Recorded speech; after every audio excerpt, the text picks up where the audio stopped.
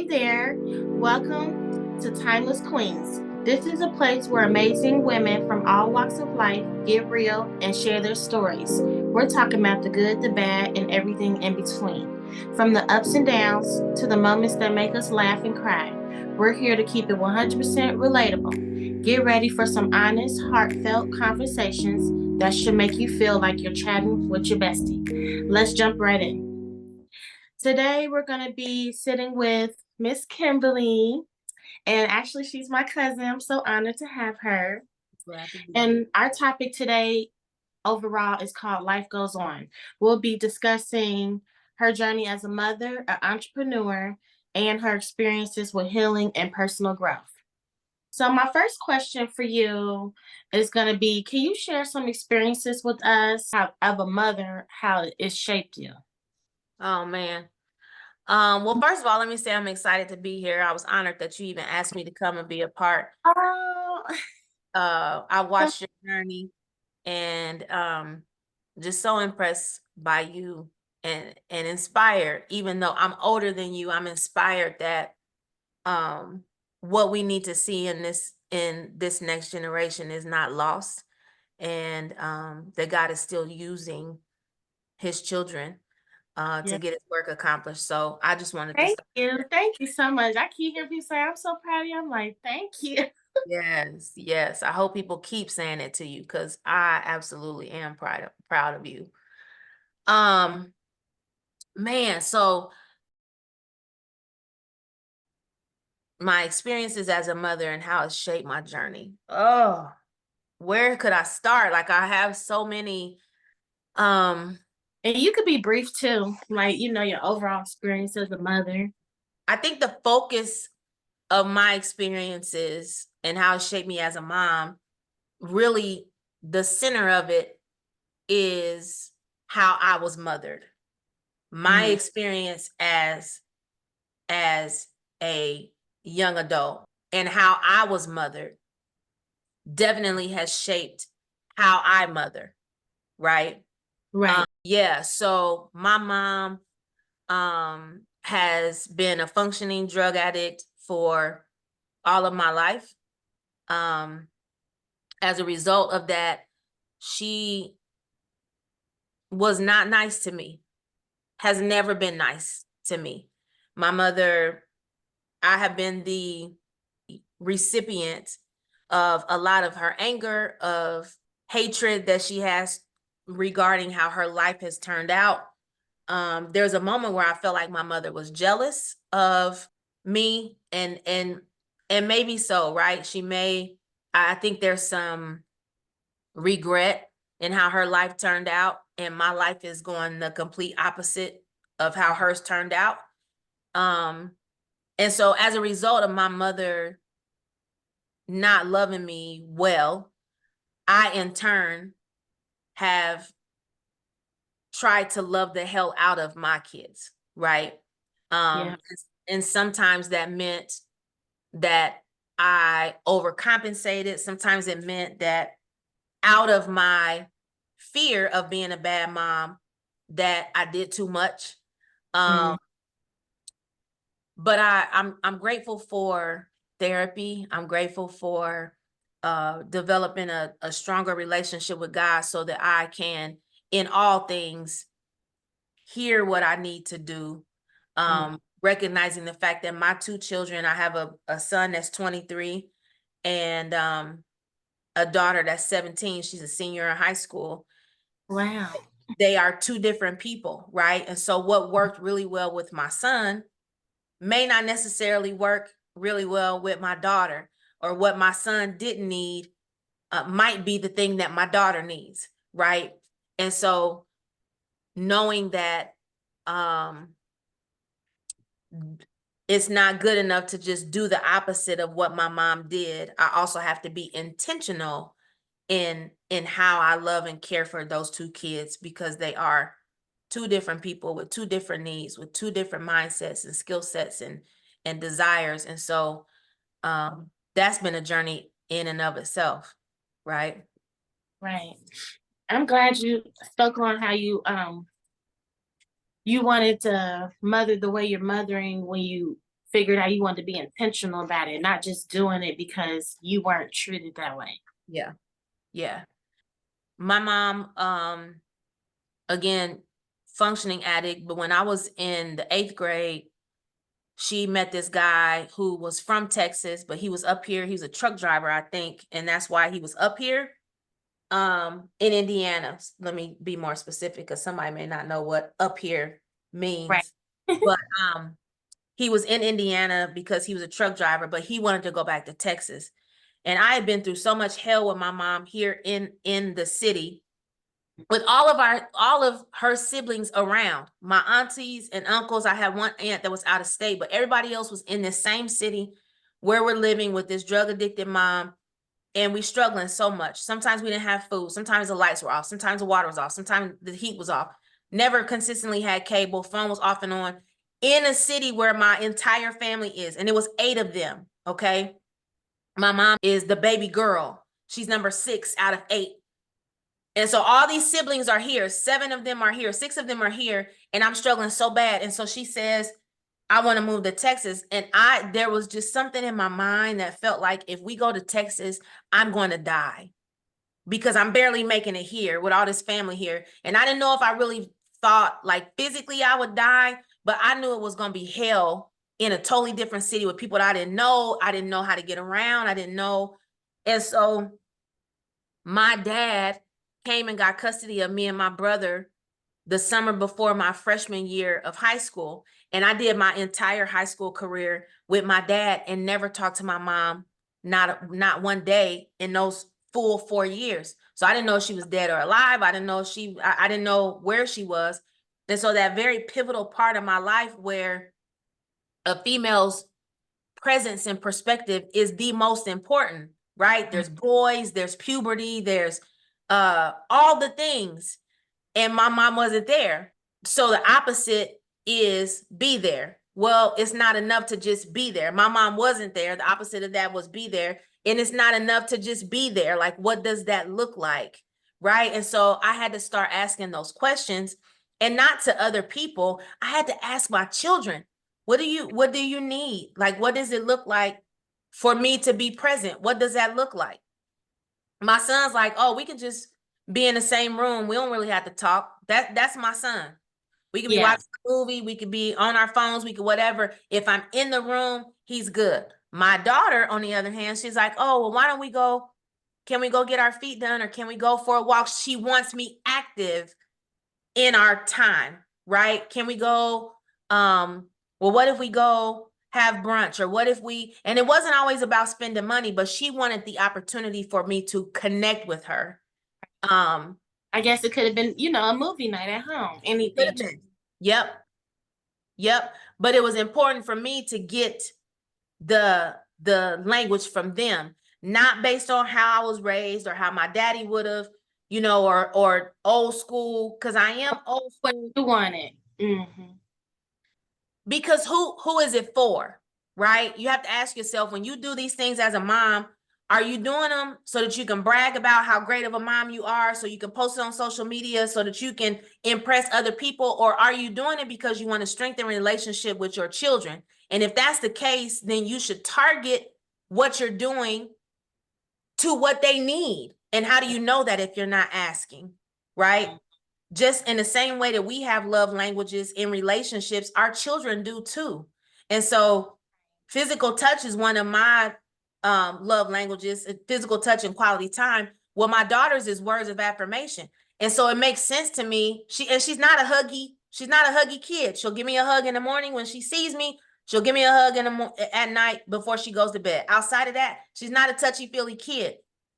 But because I know that, she spends time with me. So I can tell her, like, what fills my love tank with you is when you spend time with me. And she's like, okay, cool. It's quality time and words of affirmation for her. So then I don't try and hug on her and hold her hand and all those physical touch things that end up making our relationship awkward. I do the things that fill her tank and mine, quality time and words of affirmation. So when we're together, I'm telling her how smart she is and how proud of her I am and how beautiful her heart is, and people are missing out on not being friends with her. I'm filling her love tank and she's filling mine by being with me. You know what I mean? And so, but you don't know that if you don't have those conversations with your kids. My son, on the other hand, is quality time. Actually, they're the same. Quality time and words of affirmation. They're the exact same. But quality time with my kid, with my son, again, we could be sitting in a room. He don't care what we talking about. He don't even care that we talking. He don't even care. He don't even care. You know what I mean? His quality time is different than hers. And so we have to have those conversations with our kids, because I'm gonna tell you the opposite side of that. If you find out what your kids' love languages are and you make the effort to focus your activities on that, you'll never feel like a bad parent. You'll never feel like you didn't do enough. You'll never feel the pressure to do all this stuff that you see other people doing on social media, because your kids' love tank is your kids' love tank. And if you find the ways to fill it with the means that you have, then you'll never feel like a bad parent, because they'll constantly tell you how much they love you. You're the greatest parent ever. You my hero. I look up to you. They will affirm that your activity is spot on if that's why you're doing it. You have to That, ask yourself, why am I doing what's my purpose, right? mm, I get what you're saying because I felt really big on always wanting to help my children with stuff. Like, what do you need me help with? What do you want me to do? I'll help, help, help.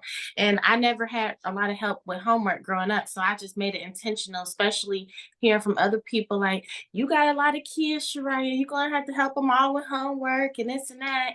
And I'd be like, everyone get your homework out. And I'm trying to be all over them, helping them. And my son, told me last year, like, Mom, I don't need your help. And I'm like, you don't need my help. Well, really, that's a relief. Two, it's like, I check over it outside his planner and it's correct. And now I get to spend time on other things with the other children who need help.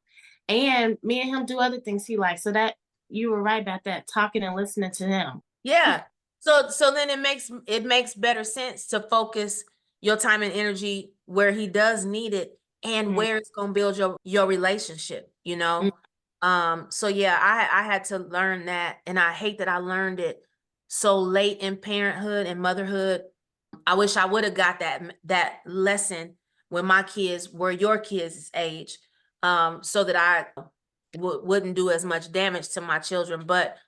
Um, but yeah, we got to take our ears off of what we hear social media saying that we need to be doing, and even the elders in our family, right? I had this conversation with my dad about a certain situation, and he was like, "Well, I'm just old school, and it would have to go down like this." And so I said, "Here's a prime example. Prime example.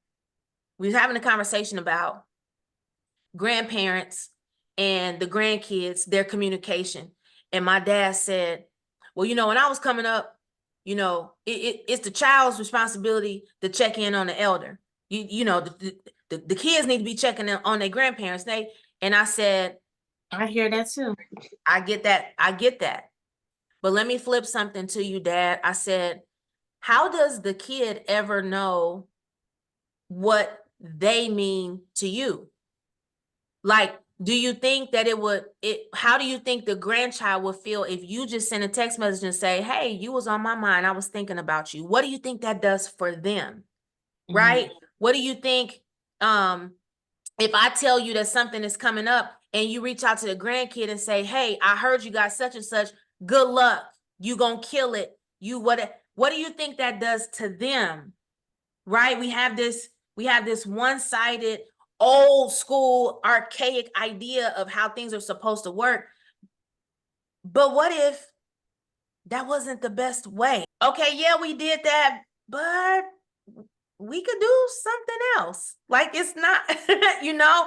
And so being able to have those conversations with my dad has even challenged him. He's like, you know what? I ain't never thought about that. Right. Right. He was receptive and thought about it. That was Yeah. good. Yeah. And for you as a mom and anybody else listening, right? You have to two things. Number one, you have to recognize when the people that you're speaking with or dealing with are going to be receptive and open-minded. They just need to understand, and you can share and enlighten, or that this is what it was, and they stuck on that, and you gotta be okay with agreeing to disagree. Okay. Mm. You believe how you do, and I believe how I do, and it's fine. We don't have to agree. Right, that's where you at, and I'm okay with that. Yeah. that was good. That was a good response. I want to know, how have you navigated through failed relationships, and what lessons have you learned from them? Ooh, child. This is a whole episode in itself, that question. Part two. um, Navigated through failed relationships. So I will admit that I have been married and divorced 3 times. Okay. My first husband, my son's father, was my high school sweetheart. He was the guy who was there when my mother left me with my dad to move to Texas. He was the boyfriend that my mom let me have before she left, right? Mm. And so he knew who she was. He knew what I was dealing with her. And I stayed in that relationship way longer than I should have, because I felt like he was the only person that would understand why I was the way that I was. And I didn't want to have to tell nobody else where my mama at. What, you know what I mean? And I naively thought that we would just grow together, that we would grow up and we would mature together. I had a very romanticized idea of what love and relationships look like, because I didn't have any really healthy ones around me, right? There was nobody. There's one auntie on my dad's side of the family, and if I say her name, you'll know exactly who I'm talking about. Her and Uncle Doug have been married like 50 years, long time, right? Right. But even their relationship, I don't know, cut and dry. Like they did family trips, which was cool. There was a couple family trips that I got to go on with them, just because the daughter and I was close in age. But they weren't the hand holding couple. They weren't the hugging all the time couple. My uncle was very quiet. Uncle Doug is very quiet. Very rarely ever heard him talk. So it looked like she ran the relationship. You know what I mean? So, but that was the only solid relationship that was around me all my entire life. Relationships on my mom's side of the family, super toxic, super dysfunctional, and so I just seen what they did, and I knew I didn't want that, but I didn't have any other example of what a good marriage looks like. And actually, the Aunt Dot and Uncle Doug's marriage just seemed boring. That's the great word. It was boring. It was boring. They went to work. They came home. They traveled sometime. I couldn't tell that they really enjoyed each other or not. Like, they didn't really do a whole bunch of laughing in front of, you know what I mean? It just looked boring. And I'm like, oh, I don't want that. For walking in their love languages, and that's what that looked like for them. Yep. So I say all that to say, because of what I saw growing up, I didn't know what healthy love looked like, what it felt like, none of that. I think right now, as we were talking before we started recording, because of where I am spiritually and mentally, emotionally, I feel like I just now, like in the last 3 days, understand what healthy love feels like, and not from an emotional perspective. Like, my spirit confirmed that this is healthy love. You understand what I'm saying? So as a result of not seeing it and not knowing and not understanding, I stayed with my first husband from 14. At 21, I got pregnant with my son, and I became a member of the Might As Well committee. My dad was like, well, y'all been together all this time. You might as well get married. When y'all got a kid, you might as well stay together. When you got this, you might as well, you know what I mean? So I get pregnant with my son at 21. We get married, even though I knew I should have. It was something I knew that we should not, but I was too afraid not to get married to him, especially being pregnant. So get pregnant, 21, get married at 22. By 26, we get a divorce because we grew up, but we did this. I grew up and went this way with the baby. He grew up and wanted to go that way.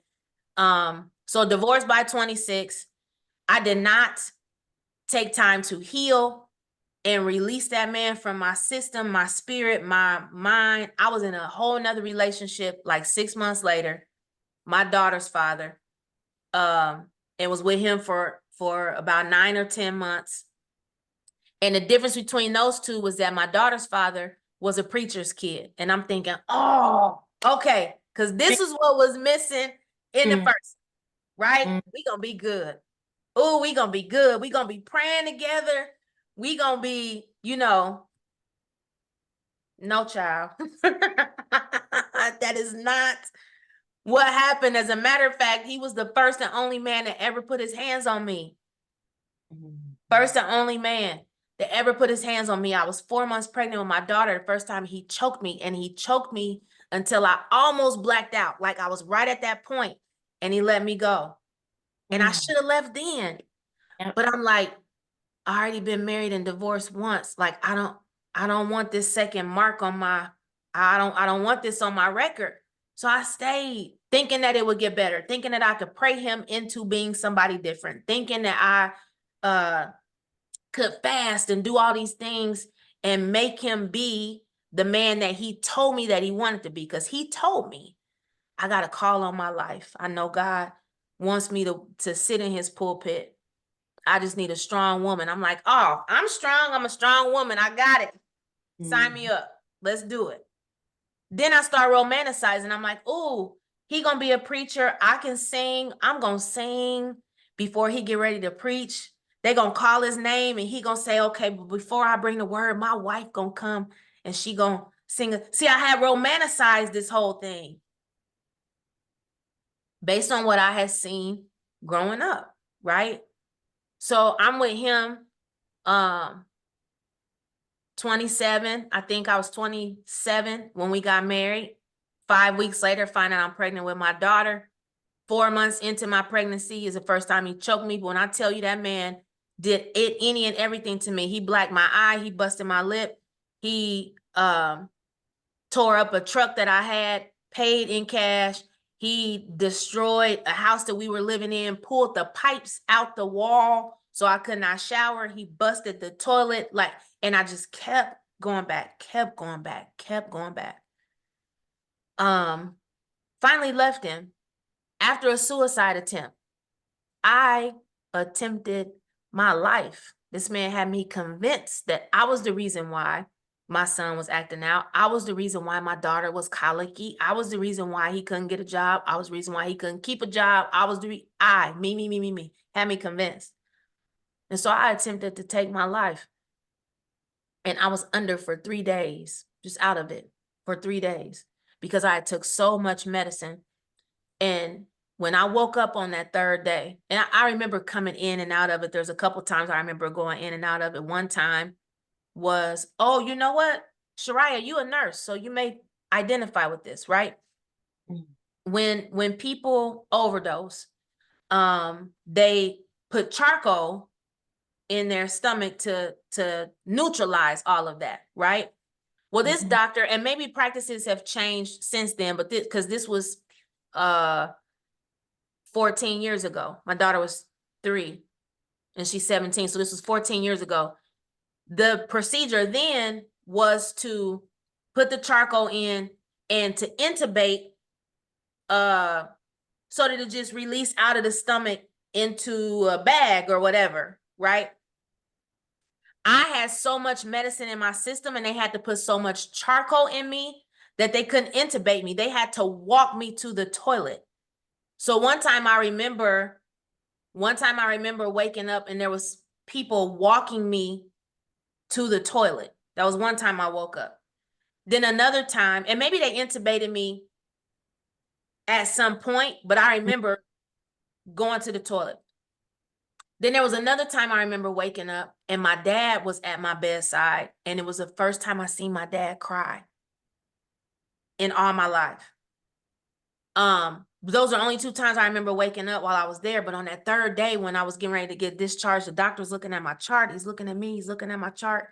He does a little evaluation and stuff. All my limbs moved, my elbow, the knee, all of that. He said, I've been practicing medicine for 20 years. And I'll tell you 2 things. Number one, I've never seen anybody that had as much medicine in their system as you did. He said, you were pretty serious. And I said, yes, sir, I was. He said, the second thing is that I've also never seen anybody with that much medicine sitting here like you are now. You know who you are, you know where you are, you know what happened, all your limbs are functional. He said, you got lucky. And But God. I said, no, sir, I was blessed. I was Mm-hmm. blessed. I was blessed. Right. And so that started the journey of me getting out that marriage, because I understood that it wasn't that I was the problem, that I was in the problem and I needed to get out. Right. And then once I did get free from him, I stayed single for 9 years. Wow. 9 years. And had got to the point where I felt like, okay, I don't need to be married. I'm just gonna focus on my career. And met this guy. I could tell that he liked me. I knew he liked me, and I kind of kept my distance because I didn't want to date. But then he came back around, and one of my girlfriends was like, just go on a date with him. I said, I'm not dating. And she's like, okay, well then go eat dinner with him. Go to a restaurant, have dinner and conversation with him. Don't call it a date. Don't call it a date. Right. So I did that. And what I learned from that is, and this will be a great lesson for any woman that's listening. I went to that dinner meetup, is what I call it, with the intention of making him stumble, like letting him see why I wasn't a good fit for him or somebody that he needed to not consider, dating. But here's where I messed up. Now, what made me pause on him was because he was a preacher. And I was like, yeah, nah, I didn't have my fill with preachers and preachers' kids. Nope. So I went to the dinner, and I remember sitting there like this the whole time. Like, how you doing? I'm good. How you doing? The whole time. So I remember going through this list though, Shariah. I'm like, well, yeah, you don't want to date me because I like to drink. And he said, I mean, I have a glass of wine every now and then too. And I'm like, okay, but I ain't no first lady. Like, I'm not first lady material. He said, I'm not looking for a first lady. Well, I cuss. He was like, he said, okay. Like, I'm laying out all the negatives. Yep. And he's saying all the right stuff. But what I realized is that if I would have asked him, what are you looking for? Mm-hmm. What do you want in a woman? He probably would not have said all the stuff that I put out there, right? Mm-hmm. What I learned in that is we tell men how to play us because we tell them all the stuff that the ones before him did not do. Yeah. So he's just gonna say all the stuff, the opposite of that. Oh, he didn't call you? Girl, I'm gonna call you every day. You always gonna be top of mind for me. Yeah. Oh, he missed your birthday? Dang, that's unfortunate because I put it in my calendar. It'd be the first thing I see on your, I'll be planning for it for a week. We tell him, right? And so what I learned from that is I don't share my mistakes in relationships. I don't share what the last ones did or did not do, what I wish they would have done, because that just sets the stage for you to pretend to be the opposite. I want you to show up fully as who you are. Yep. And then we gonna see, right? So yeah, yeah. Wow.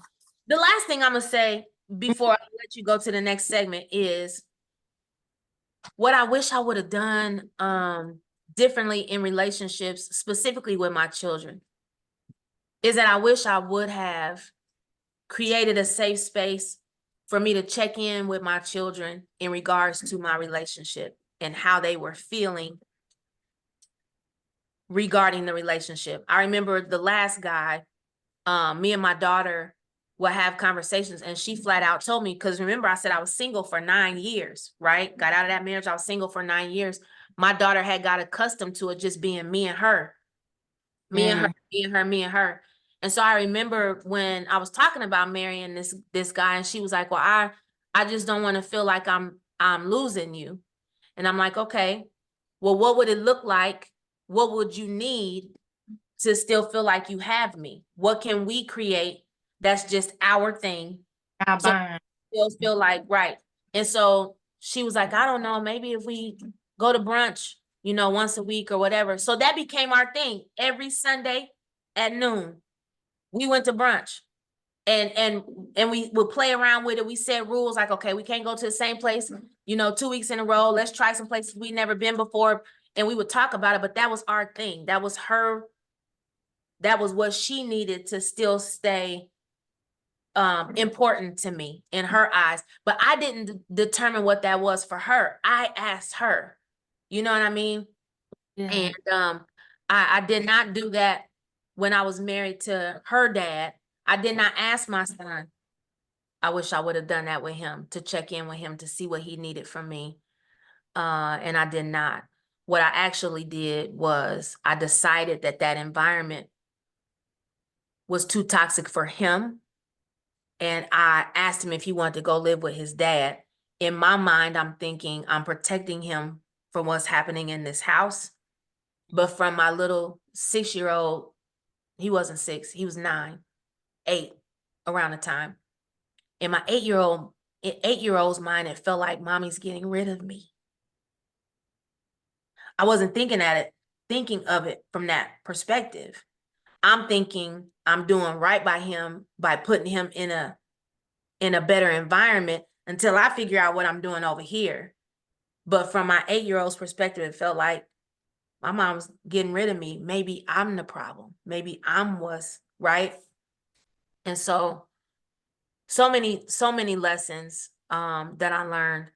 And I realize now that they all were just lessons. While I could look at them as failures, I could look at them as huge mistakes. I look at them as lessons, and I use those to have conversations with my daughter. I want my daughter to know why I made decisions that I did, where I was emotionally when I made those decisions, what I would have done differently, what I want her to do, how I want her to develop emotionally so that she doesn't find herself in similar situations. And so if that's another thing that I could leave, don't feel like failures in relationships or are a waste. You absolutely can turn them into a lesson, not just for you, but for your children, male and female. My son needed to know, like, this is how mom messed up, and these are the things that you need to be aware of as a man choosing a woman, right? And as a man who may have this same may have a mother wound, maybe this will bring healing to your mother wound, because this is why I made that choice. And you understand what I'm saying? I think we don't talk enough to our children about mistakes that we make, whether in relationship or out of relationship, in parenthood. And that cripples them. That makes them think that we're perfect because we never tell them that we've made mistakes, and that puts that pressure on them that they got to do everything right and they got to make all the right decisions, because you never shared that you screwed up. You never shared that you know what I mean? So, and I'm a believer of mommy messed up. I'm sorry. Like, I'm really sorry, you know. yes, we have to. We have to. Wow, so you're a domestic violence survivor. That's the hardest thing to get out of, I believe, because I'm a domestic violence survivor. So I definitely agree. And I know what you meant back when you were saying the first time, you know, he put his hands on you, you should have left. Because I go through those emotions myself. I was 17 the first time my ex-husband hit me, and I'm like, I should have left then. But and I didn't, and lessons kept happening, and lessons kept happening, and now where I'm at today, and now I'm able to help and speak of, you know, to others and teach my children. So proud of you for doing that. So proud of you. Well, So we went through lot with me just still going back, bumping my head, and I shouldn't have let it go on that long, but I learned it was in my path too because I broke a lot of generational curses through those pains, like a lot. Yeah. We're gonna just jump into entrepreneurship and your personal development. Could you tell us about your journey as an entrepreneur and the challenges you faced along the way?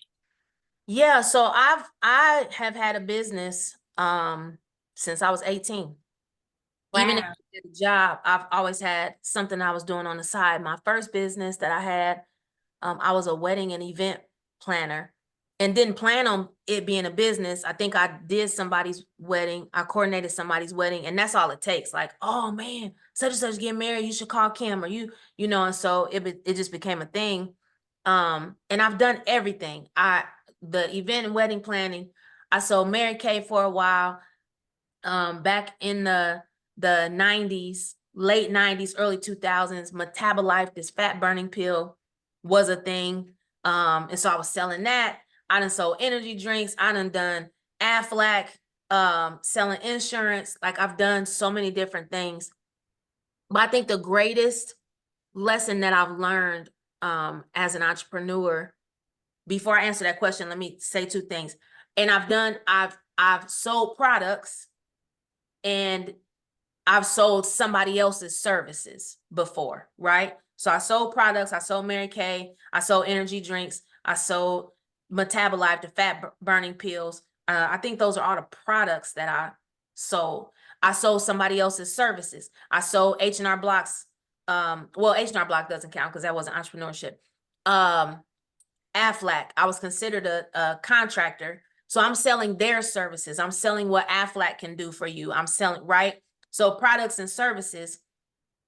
And I did really well at those because I knew how to build relationships with people that really didn't have anything to do with me providing delivering the service or delivering the good. Like, I could connect with people and tell them how beautiful they would be with Mary Kay. I would do a great job on their face. I would give them the Mary Kay product, right?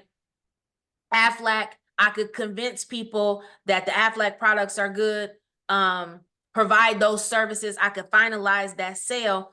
Didn't really have anything to do with me, the result of what they got. So I was really good at building the relationship with people to have the conversation and make the sale. Where entrepreneurship got hard for me is when I switched to from working under somebody's umbrella to fully being a full-fledged entrepreneur. And here's what I mean. When I got into modeling in 2014, and I just did it on a whim. It had been something that I had been saying, like, oh, I wonder if what I would look like on the cover of a magazine. I didn't think that I could make it in the entertainment industry, because in my mind, a model is 5'8", 5'9". She wears a size 0. She, you know what I mean? And here I am, 5'4". I wear an 8'10". My body type is not what typically models look like. And so I just went for it just to see. Ended up being signed by 4 agencies in the Midwest, and could have been signed internationally, but I chose not to because my children, I didn't want to be that far away. But in the process of working through modeling agencies, you work with coaches who get you used to people saying no to you. Yep. Okay. You do so many auditions and they choose somebody else. You do another audition, they choose somebody else. You do another audition, you choose somebody else. And you have to learn really quickly not to take it personal. Business. Yes, you cannot get latched on to an audition and get your hopes so high that they'll pick you, because when they don't pick you, you got to be able to dust it off and keep going. That helped me in entrepreneurship, because when I started to sell services and people are like, yeah, no, I'm not interested. I'm like, okay, cool. I could walk away, go to the next person. Where the full challenge came was when I started doing my tax business, doing taxes for people, insurance, the financial services industry where I'm at now. There was something that happened, okay, in between the beginning of me being in the modeling industry. 2014 is when I started in the modeling industry. And when I started doing my tax business, 2018, 2019, 2020, that pandemic space was when I was with that last, I don't even call it a marriage. I always call it my entanglement, child. You remember when I was in that entanglement with that fat guy, that last guy? I don't even call it a marriage because it was it was such a mess, but he broke my spirit and my confidence down so much that I couldn't even show up as my authentic self in entrepreneurship, because when you're an entrepreneur, you have to sell people on you. Yeah. People buy into you more than they buy into what you're trying to do. Exactly. Right? You can go to you ever been to an event that's got vendors and you walk by and it's like 4 people selling shea butter. It's like 4 or 5 people that's got candle businesses. It's there's so many different people that's kind of doing the same thing. And the person's table that you stop to purchase from is not necessarily a person that's got the best shea butter out of everybody that's there. There's a reason why you stopped and talked to this particular person, either because you connected, your spirit connected to them, they spoke to you and you just felt like, let me stop at this table, or it was somebody that you knew and you wanted to patronize them, right? Entrepreneurship is about people buying you. And if you don't love you, if you're not in love with you, if you're not confident in who you are and what value you bring to whatever table you sit at, I don't care if I'm selling Metabolife, I don't care if I'm selling Post-it notes. Girl, I got the best Post-it. Mine gonna stick longer than anybody else's. I don't care what it is that I'm trying to offer. If I don't feel confident and comfortable that I deserve to sit at the table, I deserve to whatever it is, then entrepreneurship is going to be hard as all get out. It's going to be hard. And so what I would challenge every person who's thinking about starting a business, any person that's in entrepreneurship and you feel like, oh my God, this stuff ain't working. Like I see it working for somebody else. It just ain't, it's not giving, whatever the little phrases are. I would challenge you to pour into you, because when you know who you are, when you are wholly yourself, you can speak confidently about yourself and what you have to give in a way that is attractive to people, and your people will find you. And the flip side of that is if people don't support you, you won't take it personally. You'll understand that those just are not my people. But if I keep talking, if I keep sharing, then my people will find me, they'll hear me, they'll come to me. And so I think the biggest lesson in entrepreneurship is I have to be whole, a whole person, for my business to flourish, because people buy me first and then they want what I have to offer. That's true. Because if you got a bad attitude or the energy, or you're not giving eye contact, I'm already not even gonna come over. Nope. I'm already like, oh, even Yep. like work for, restaurants. When you have a bad waiter, you're already thinking, I don't know if I want to come back here. And she definitely ain't getting no tip. Like, yeah, I ain't no tip. Or the tip is gonna be very minimal, right? Like you coming over, you ain't speaking, you ain't smiling, or you do come over and speak and you look like you don't want to be there. And I'm the last thing that yeah, okay, yeah. Nope.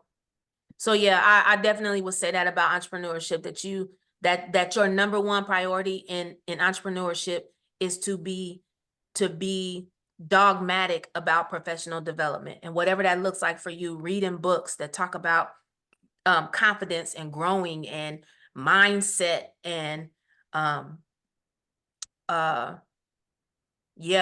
communication. I think we take that for granted, that people just supposed to talk to you, take how you talk. I mean, that's just how I am. Okay, but is it attractive? Does it attract the people who can help you make that dream come true, right? And if not, then you got to learn how to present yourself in a way that draws people to you, not in a way. And there's a time and a place for everything, right? The way I talk to my girlfriends in our private group chat, it's not what you're gonna see me saying on Facebook. It's not what you're gonna see me saying to somebody who's a potential client. and I had to be careful with that too, because I want people to like me, and I'm such a people person that sometimes I would kind of uh walk the line in regards to things that I would say. Just for an example, like using the N word in a potential business conversation, like even if we both Black, even if we, that's not the best place for that.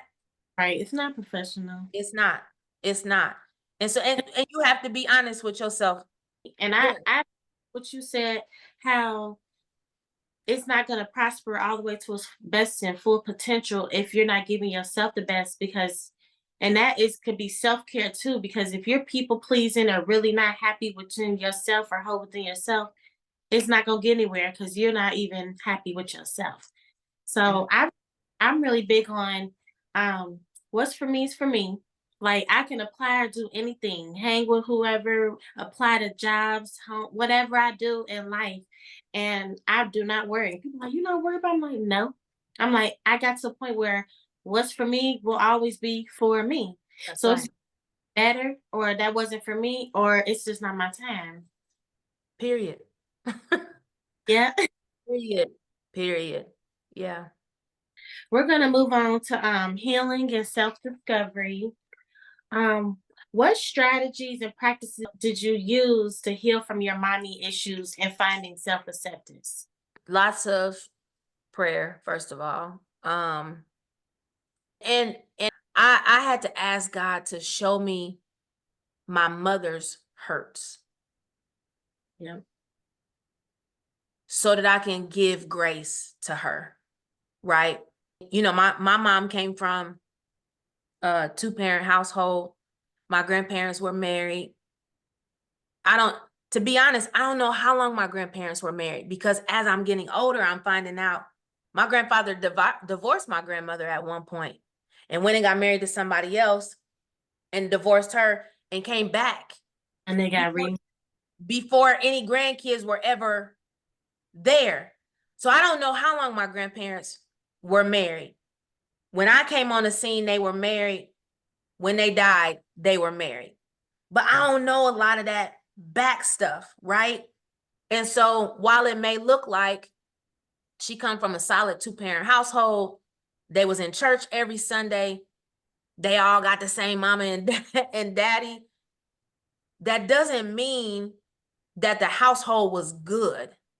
You know what exactly. I mean? It doesn't mean that what was going on in the house was what people were seeing outside the house, because they come from the idea what happens in this house stays in this house, right?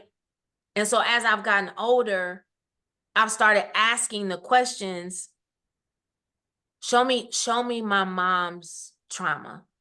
Mhm. And there were moments where me and my mother were able to talk about certain things that happen in the household. And I'm gonna tell you, this is another tool. Mhm. Um, some people may not be into it or may be afraid of it or whatever, but there is a technique called RTT. I don't know what it stands for. It's hypnotherapy. Right. Okay. Mhm. RTT is hypnotherapy.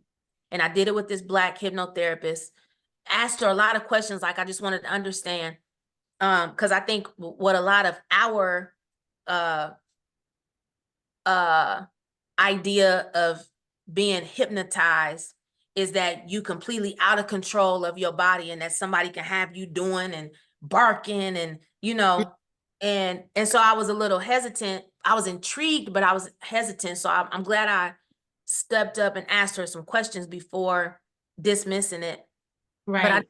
did a hypnotherapy session, and I was very cognizant and aware of what was happening and where I was. But it put me under enough that it allowed my subconscious to visit some spaces in my past that I had blocked out. When we have trauma, we forget Yeah. certain things. We don't want to think about it, whatever, but it's back there, right? And so I was able to go back to these moments and actually have a conversation with my mom while I was while I was under. And some of the things my mom said to me, in that hypnotherapy session, I then went and had a conversation with my mother, and my mother confirmed everything that she said to me in that session. Wow.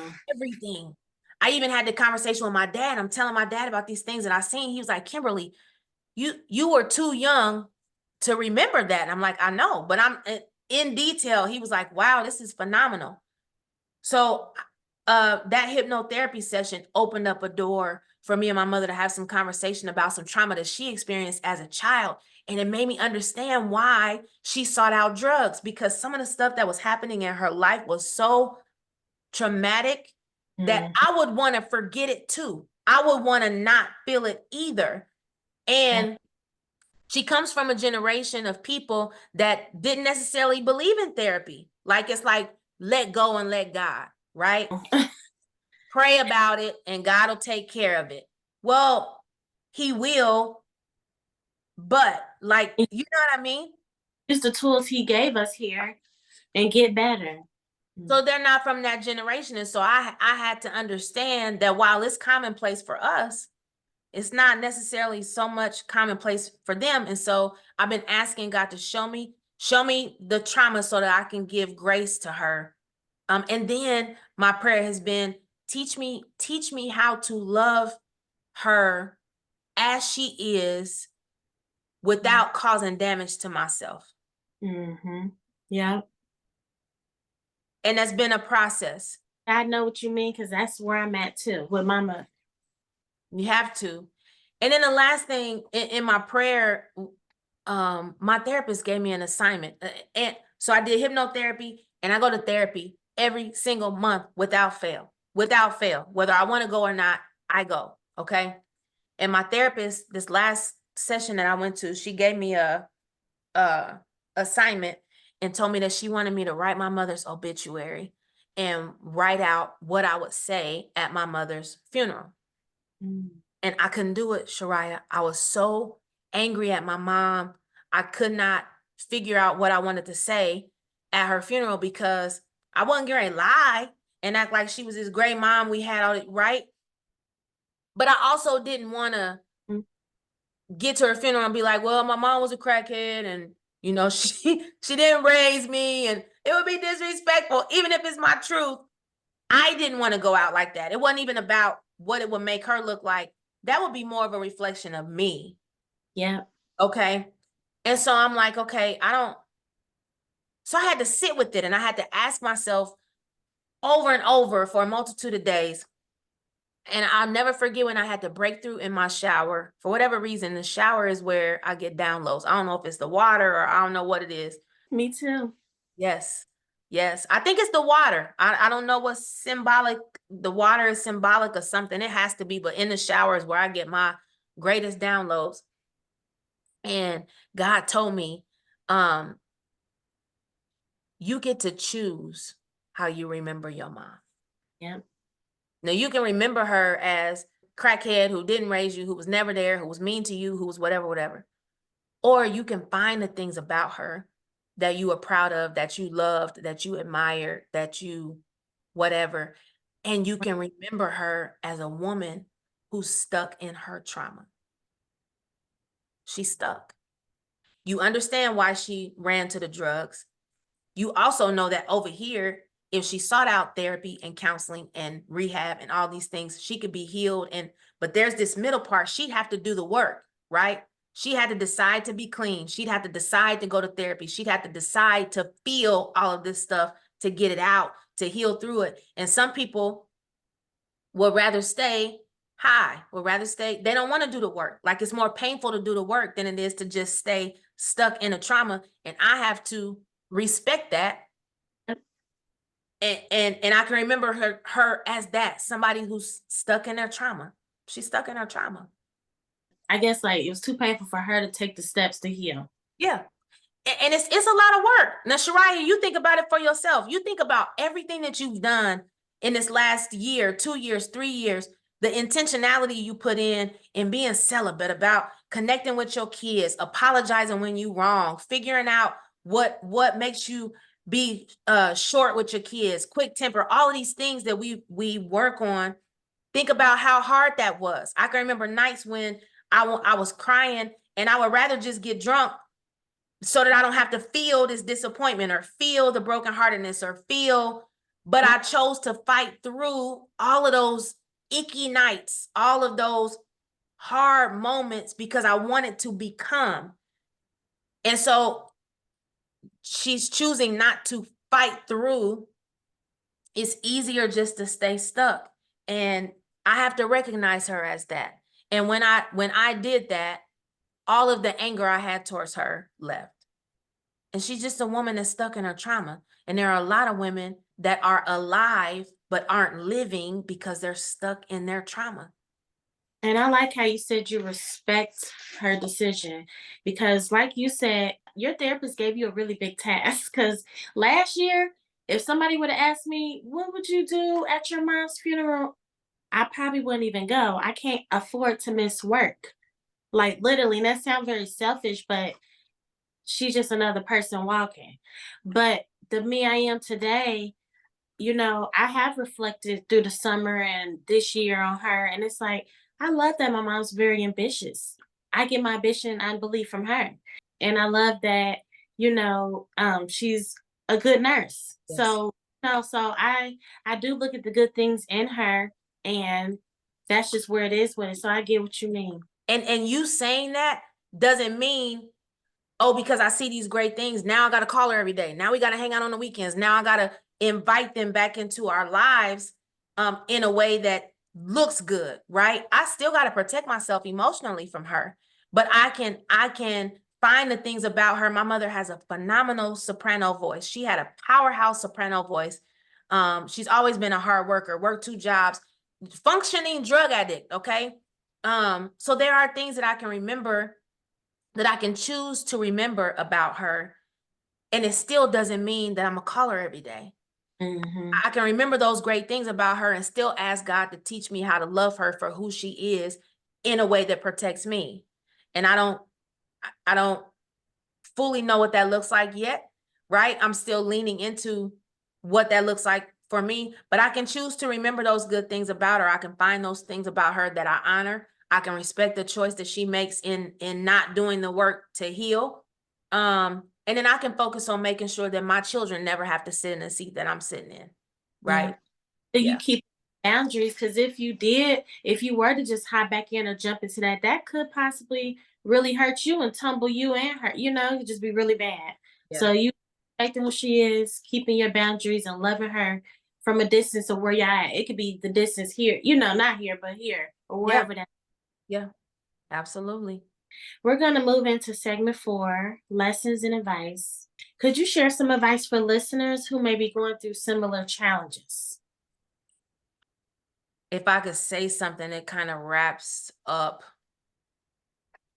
all the things that I've said, because I think in each segment I've kind of given some nuggets on what to do or whatever. But I think the main thing, Shariah, if I'm just being completely honest, is if you feel right now, if you feel discontent, if you feel um, dead inside, if you feel confusion, if you feel frustrated, if you feel um, like something's not right, you can't put your finger on it, you don't like how life is turning out, you don't like how things have gone, you want things to go in a different direction, like any negative emotion that you may be feeling in regards to you, whether it's you as a parent, you and your career, you and your relationship with God, you and your relationship with money, like it really doesn't matter what the spokes are that are connected to you and the thing, or you and the person, your relationship with your family, your whatever it is. If there are negative emotions or feelings that you're sitting in right now, I would implore you, challenge you, dare you to really make a commitment to yourself. And I don't know when this is going to air, but 2024, make a commitment to be selfish. And this is what I mean. We sometimes think that being selfish is a bad thing, but being selfish is really the key to everything, because, and I'm gonna show you spiritually. The commandments in the Bible, the first one is you must love the Lord your God with all your heart, all your might, all your whatever, right? Side note, there's the King James version, and then there's the Kimberly Janelle version of the Bible. Okay, I have to say it in a way that okay. So the first commandment is that you got to love God with everything in you, right?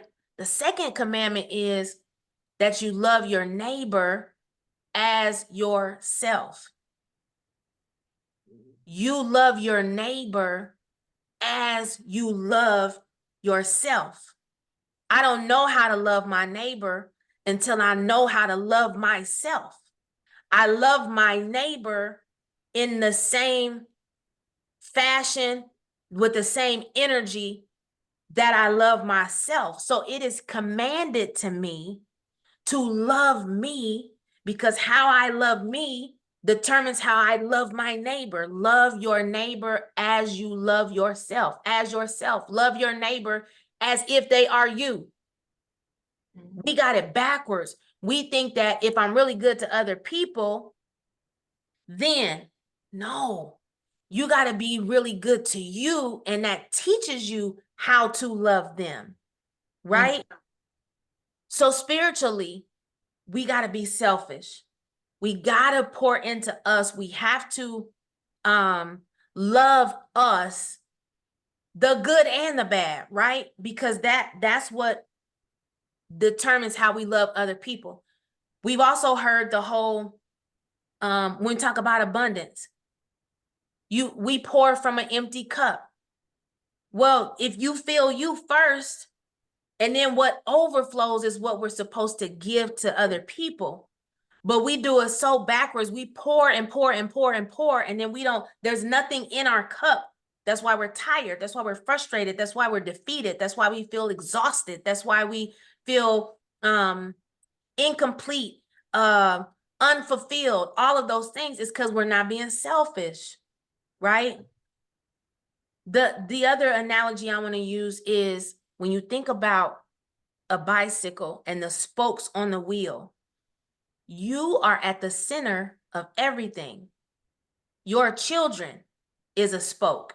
Your career, your business, your love life, your financial status, your relationship with God, like everything comes from the center of this wheel, which is you.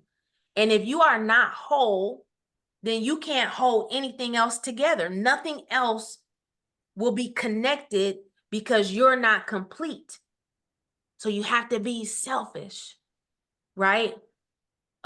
Selfish does not have to have a negative connotation. I think if we see how depleted everything else is, how deficient, how defunct everything else is, because we won't take care of self, then it'll change our perspective. Our kids act out because we're not whole enough to be able to deal with them from a rested mind, from a renewed mindset, from a place of wholeness. Like my kid might just need my attention, but because I'm tired and I'm giving all this stuff, I'm so short-circuited that I'm doing more damage by yelling and screaming and whooping and all of these things, right? When if I just take some time to be whole, my spirit will say, you know what? He just frustrated because he ain't seen you this week. You went to work early, you came home late, y'all usually have dinner together, he ain't seen you. He needs some time with you. Don't whoop him. Sit and cuddle with him.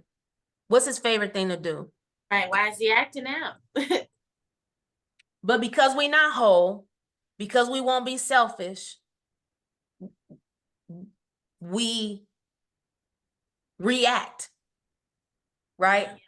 And it's not always from a full cup. And so that would just be my, to wrap everything up that I said, because everything else comes from you being full. You're going to have a great business. You'll have the mindset to keep pushing when things get difficult.